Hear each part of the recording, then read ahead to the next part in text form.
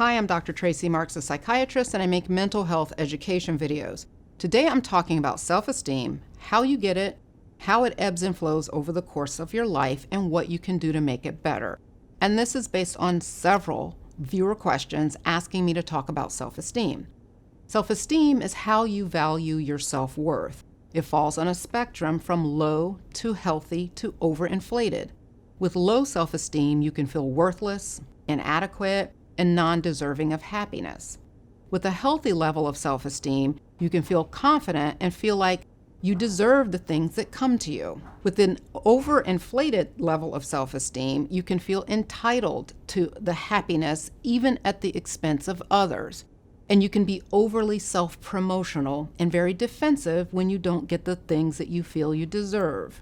Positive experiences create healthy self-esteem, and negative experiences create low self-esteem. It's still unclear exactly how you develop self-esteem, but we do know it's influenced by a combination of factors like your temperament, which is your hardwiring, your family environment, relationships, and life experiences.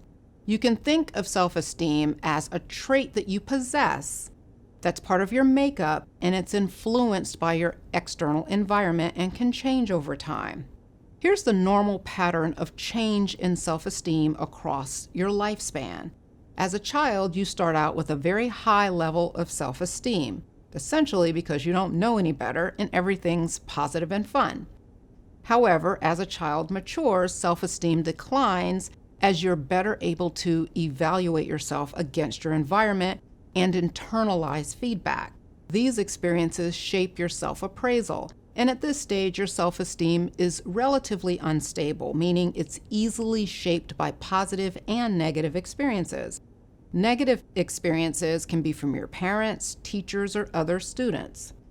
Traumatic experiences at this age have a much more significant and long-lasting effect on your self-esteem than similar events happening at a later age. In adolescence, your self-esteem continues to decline, and researchers believe that this is related to issues with body image and changes that come with puberty. Around this time, you're transitioning from the nurturing elementary school environment to a more challenging middle and high school experience. Although the level of your self-esteem drops in adolescence, it becomes more stable, meaning that it's less changeable during this period. Another way of putting it is that your view of yourself is very fluid in childhood, but it becomes more solidified in adolescence. So if you develop an abnormally low self-esteem beyond the usual dip that you have at this age, it's harder for you to recover from that to increase your self-esteem in the adolescent stage. It's possible, but it takes more work.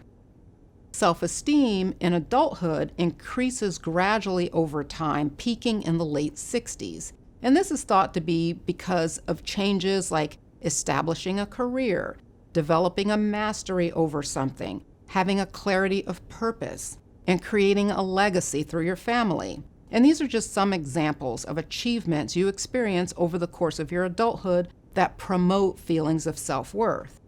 The stability of your self-esteem rises through young adulthood and then starts to decline as you reach midlife and older age. So this just means that how you feel about yourself is pretty stable and consistent in early adulthood, but once you reach midlife, the midlife crisis, your self-esteem is more influenced by changes in your life circumstances.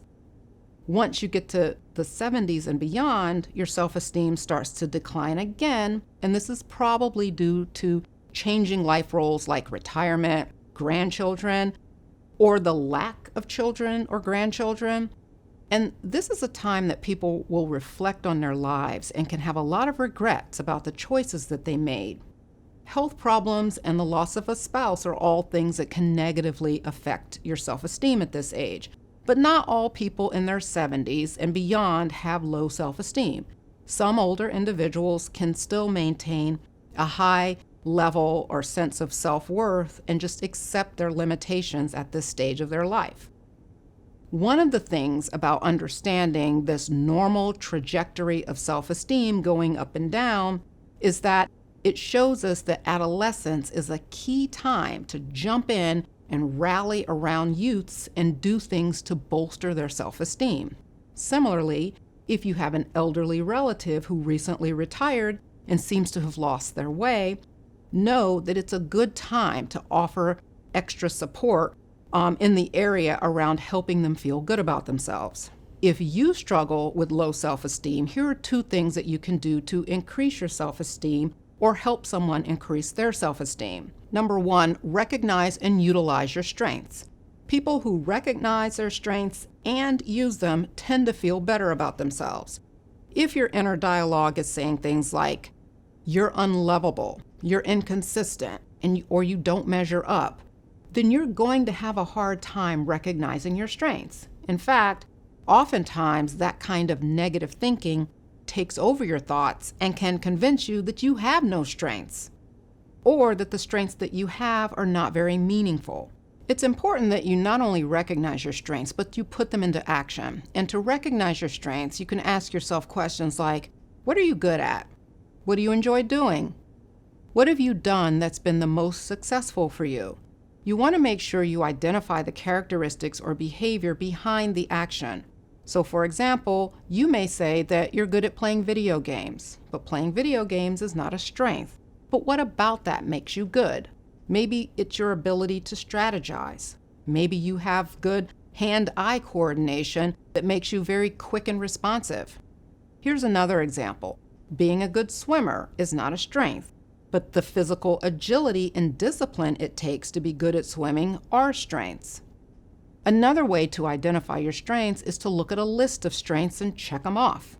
I have a strengths handout that you can use for that purpose, and you can download it from my website. Once you have a list of your strengths, the next thing you want to do is develop a plan to use at least one of your strengths every day. So for example, let's say your strength is flexibility. You think of yourself as someone who can adapt to change very well.